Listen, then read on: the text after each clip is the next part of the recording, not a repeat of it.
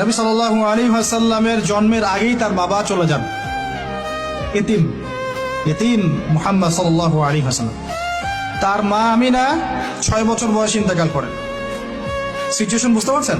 6 বছর একটা বাচ্চার বাবাও নাই মাও নাই। তার দাদা আব্দুল মুত্তালিব তাকে সাথে রাখেন, খুব আদর করেন, খুব মহব্বত করেন, যেখানে যান সাথে করে নিয়ে যান। তিনি নেতা মানুষ, তার পাশের চেয়ারে তাকে বসতে দেন, বলেন আমার এই নাতি একদিন সাইয়্যেদ হবে, নেতা হবে, এই কথা বলেন। তিনি ইন্তেকাল করলেন 8 বছর বয়স। তারপরে দায়িত্ব পেলেন চাচা আবু তালেব। নাম কি? এই 8 বছর বয়স থেকে নিয়ে নবী সাল্লাল্লাহু আলাইহি ওয়াসাল্লাম নবী হয়েছেন 40 বছর বয়সে, আর মক্কায় ছিলেন 13 বছর, প্রায় 53 বছর। প্রায় 53 বছর পর্যন্ত, 8 থেকে 53 বছর পর্যন্ত এই যে লম্বা সময় চাচা আবু তালেব নবী সাল্লাল্লাহু আলাইহি ওয়াসাল্লামকে পাহাড়ের মতো প্রোটেক্ট করেছেন, পাহাড়ের মতো। পাহাড়ের পিছনে আপনি দাঁড়ালে কি বাতাস লাগবে? এভাবে তিনি প্রোটেক্ট করেছেন নবী সাল্লাল্লাহু আলাইহি ওয়াসাল্লামকে। তার সন্তানদেরকে যা খাওয়াতেন তার চেয়ে ভালোটা নবীকে খাওয়াতেন সাল্লাল্লাহু আলাইহি ওয়াসাল্লাম। স্পেশাল রান্না তৈরি করে তাকে ডেকে নিয়ে বসতেন, কারণ এতিম ছেলে, মনে কষ্ট আছে, হয়তোবা সবার সামনে বলতে পারে না, ব্যাপারটা বুঝেন না? তিনি এইভাবে ট্রিট করতেন। এমনকি নবী হওয়ার পরে আল্লাহর নবী সাল্লাল্লাহু আলাইহি ওয়াসাল্লামের বিরুদ্ধে পুরা সমাজ চলে গেল। কেউ গালি দেয়, কেউ বলে সাহের, কেউ বলে কাযযাব, কেউ বলে ফারিকুল জামা। মানুষ গালিগালাজ শুরু করলো, নিন্দা গীবত তহমত শুরু করলো, অর্থনৈতিক বয়কট শুরু করলো, সামাজিকভাবে বয়কট করা শুরু করলো। এমন কোনো অত্যাচার নাই যা নবী সাল্লাল্লাহু আলাইহি ওয়াসাল্লামকে করা হয় নাই। বুঝতে পারছেন কথা? এইরকম একটা সিচুয়েশনেও চাচা আবু তালেব তিনি বলছেন, তারা তোমার দিকে আসতে পারবে না দলে দলে যতদিন আমি আবু তালেব দাফন হচ্ছি না মাটির তলে। কথা বুঝতে পারছেন? তারা তোমার দিকে আসতে পারবে না দলে দলে যতদিন আমি আবু তালেব দাফন হচ্ছি না মাটির তলে। এইরকম মানুষ চাচা আবু তালেব। মানে আমরা যারা এখানে উপস্থিত আছি, বাংলাদেশে 16 কোটি মুসলমান, সারা বিশ্বের যে এত কোটি মুসলমান, তার মধ্যে বেশিরভাগ মানুষকে যদি আপনি এক পাল্লায় রাখেন, চাচা আবু তালেবের অবদানটাকে আরেক পাল্লায় রাখেন, ওই পাল্লা ভারী হবে ইনশাআল্লাহ।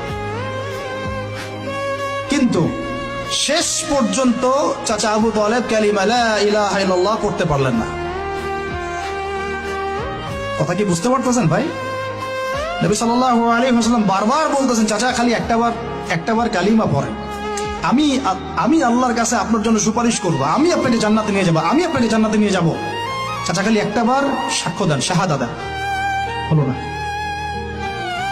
হাদিসের মধ্যে আসছে চাচা আবু তালেবকে জাহান্নামের সবচেয়ে উঁচু স্থানে রাখা হবে, যেখানে তার পায়ের গোড়ালি বা টাকনু পর্যন্ত আগুনে পুড়বে, এতেই তার মগজ টকবক করে ফুটতে থাকবে। নাউযুবিল্লাহ। নবী সাল্লাল্লাহু আলাইহি ওয়াসাল্লাম বলেন, আমি যদি না থাকতাম তাহলে আমার চাচাকে আরো নিচে রাখা হতো। এত কিছু করার পরেও ইসলাম কবুল না করার কারণে এই অবস্থা হলো। এখন কি ভাই আমি বুঝতে পারছি যে আল্লাহ পাক যে আমাদেরকে বিনা জিজ্ঞাসাবাদ করেই মুসলিম পরিবারে জন্ম দিয়েছেন, আল্লাহ পাক আমাদের উপর কত রহম করেছেন, আমাদের কত কৃতজ্ঞতা স্বীকার করা উচিত। বিশ্বাস করেন, আমাদের যে সকালবেলা টয়লেট হয় না, ওয়াশরুমে যান, টয়লেট করেন, আলী ইবনে আবি তালেব রাদিয়াল্লাহু আনহু এরকম বাথরুম থেকে বের হয়ে পেটে হাত দিয়ে বলতেন, মানুষ যদি জানতো এই যে শুধু ক্লিয়ার করে টয়লেট হওয়াটা কত বড় নেয়ামত আল্লাহ পাকের, তাহলেও সারা জীবন সিজদায় পড়ে থাকতো।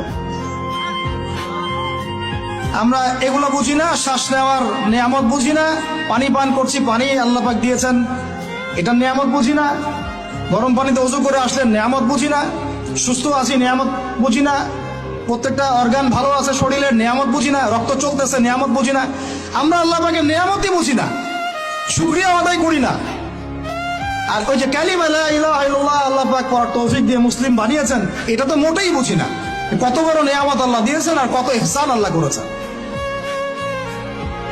এইটা জাস্ট আজকের লেকচার শুনে বুঝে বাসায় চলে যান, তাহলে ইনশাআল্লাহ আপনার একটা কৃতজ্ঞতাপূর্ণ হৃদয়ের সৃষ্টি হবে।